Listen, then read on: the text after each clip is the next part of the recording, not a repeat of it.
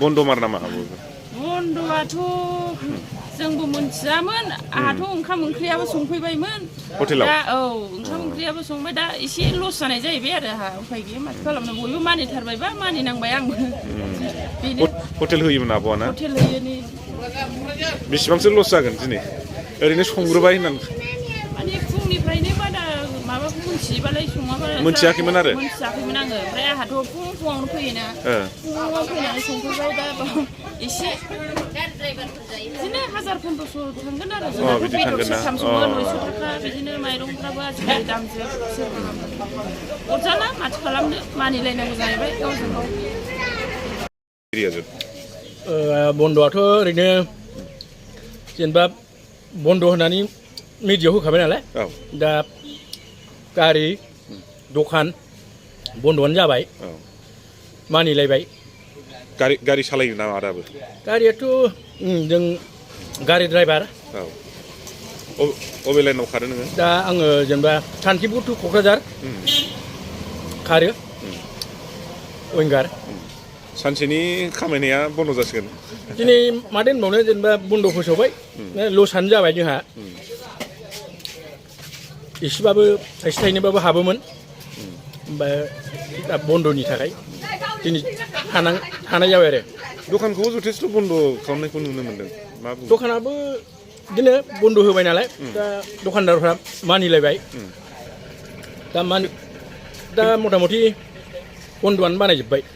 खिन्थु माखासे गारिफोरखौ थांलाय फैलायखौ दासिम नुबाय थादों बेखौथ' सानदों जोंबो दा माने बन्द'आ होबाय माल गारि बायदिसिना खारनाय नुदों दा बेखौनो जोंबो एसे कनफिउस जादों गोनो गोथो बन्द'आ मा रोखोम मा बिदि जादों दा सोरबा विंगाराबो खारदों हनै गंफा गंनै ओमफ्राय दा बिनि थाखायनो जोंबो खारनांगौ ना मानांगौ जागासिनो दं आरो बन्द' मार नामा बन्द'आथ' बन्द' जोंथ' मैया खोनानाय जायाखै नै दहाय फुङावसो माने बुंफैदों आरो बन्द' खालामनांगौ होननानै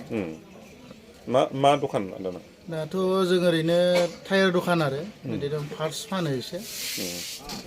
दिनैथ' बन्द'आ जाथारोबाथ' फाननो मोननाय नंला लाब जागोन ना लस जागोन बेथ' पाब्लिकनो जोबोद खहा सिगांनिफ्रायनो बन्द' जाबाय थायोमोन दा बन्द' जायैया सिगांनि समाव दा बन्द' जायैया बुहुद गोबावसै दा नै दिनै बन्द' जादों आरो बेनि थाखायनो जोंबो बुहुद बबाव थागोन अबाव मागोन मोन्दों दखानदार हिसाबै आरो दखान होआबानो जेबो राहा गैया नालाय नोंथांमोनखौ दखान मोखाङाव जिरायनानै थानायखौ नुनो मोन्दों जों उफाय गैया माने न'आवबो थानो सुखुवा जोङो बाहेरायाव थाबाय थाग्रा दखानावनो ओंखायनो जों दखानाव जिरायदों आरो मा खावलायहरनो सानो बन्द' खालामग्रा बिथांमोनखौ बन्द' खालामो गोदोनिफ्रायनो बन्द' जायो जोंथ' जेबो मोजांखौनो फिथाइ थायनायखौ नुवा माथो दा ओंखायनो जों लुबैयो आरो मावोबा मोजां मावनांगौ हारिनि थाखाय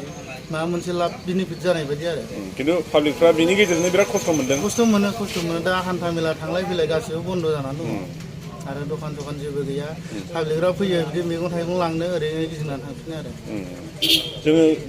गुबुन समावनो नुनो मोनो गोबां मैगं थाइगंफोरा क'क्राझार बंग'लियाव जिथुनाखि मैगं थाइगंफोर थाङो बेयो गासिबो नैबे जोंनि साहा ओनसोल सानसे मोसानायनिफ्राय थांनाय नुयो दा बे बुस्थुआथ' बन्द' जायोबा बेफोरथ' नै खायसे बायनानै लानाय दङ आरो न'निफ्राय दिरुननोथ' गोबां खस्थ'खा दा खायसे बेफार आजार दङ आरो बिदिनो बङाइगाव क'क्राझार लाङो बेफोर डेमेज जायो आरो আজিৰ বন্ধটো এনেকুৱা আমিও যোৱাকালিতো গমেই পোৱা নাছিলোঁ আজি ৰাতিপুৱা যেতিয়া দোকান খুলিব আহিছোঁ তেতিয়া বনচুৰ বন্ধ বুলি শুনা পাইছোঁ শুনা পাওঁতে সকলো মিলি বন্ধটো এতিয়া মানিব লাগিব সেইমতে আমি দোকানটো খোলা নাই আজি বন্ধ মানিছোঁ বনচুৰ কিন্তু আমাৰ বিশেষকৈ হোটেলত প্ৰভাৱ বেছি পৰিছে হোটেলৰ বস্তুবিলাক খাৰাপ হৈ যায় এই বন্ধটো যদি আমি যোৱাকালি শুনিব পাৰিলে মানুহবিলাকৰ হোটেলবিলাকৰ অলপ ভাল হ'ল হয় এনে কিছুমান দোকানৰ লছ হৈ যায় কাঁচা সামগ্ৰী থাকে সেইটোৱে আৰু বুলি ভাবোঁ আৰু বন্ধটো এতিয়া মানিবই লাগিব বন্ধ দিছে যিহেতু আগৰ সময়ত কিন্তু বহুত বন্ধ ঘোষণা কৰাৰ পিছত বহুত পিছ পৰি থকা গৈছিল আমাৰ যিটো উন্নয়নৰ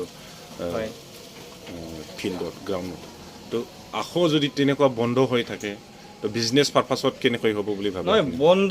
একচুৱেলি বন্ধত কোনো কাৰো লাভ নাই অঞ্চলটো আমাৰ বেয়াহে হয় মই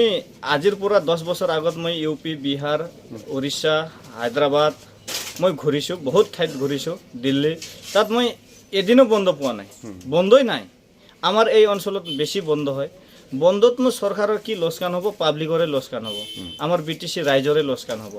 এই বন্ধৰ কাৰণে চৰকাৰৰ একো নহয় 3 মাহ লকডাউন বন্ধ দিছে একো চৰকাৰৰ নহয় যেহেতু এই এদিনত চৰকাৰৰ একো হানি নহয় হানি হ'ব আমাৰ পাব্লিকৰে যিমান আছে ইয়াত গৰীব দুখীয়া মানুহ সিহঁতৰে লছ হ'ব তো কি আহ্বান জনাব আপুনি বন্ধ যিসকলে বন্ধ ঘোষণা কৰিছে তেওঁলোকক কি আহ্বান জনাব যিসকলে এতিয়া বন্ধ ঘোষণা কৰিছে কিহৰ কাৰণে বন্ধ ঘোষণা কৰিছে এইটো মই অৱশ্যে ভালকৈ নাজানো সিহঁতে যি বন্ধ কৰি কিনে নিজৰ স্বাৰ্থ পূৰণ কৰিবৰ কাৰণে খুজিছে যেহেতু সিহঁতে যি কাৰণে বন্ধ কৰিছে সিহঁতৰো কাম হওক আমাৰ বনচুৰো কাম হওক তাহাৰ বন্ধৰ কাৰণে যদি এদিন বন্ধ হোৱাৰ কাৰণে তাহাৰ যদি কাম হয় এইটো একদম আমি উজ্জ্বল কামনা কৰোঁ কিন্তু পাব্লিকৰ লছ হ'ব নালাগে পাব্লিকৰতো লছ এনে হৈ গ'ল এদিন বনচুৰ কাৰণে আমি সকলোৱে মিলি বন্ধ কৰিছোঁ বনচুক এখন সহায় কৰা মতন হৈছে এইটোৱে মই জানো আৰু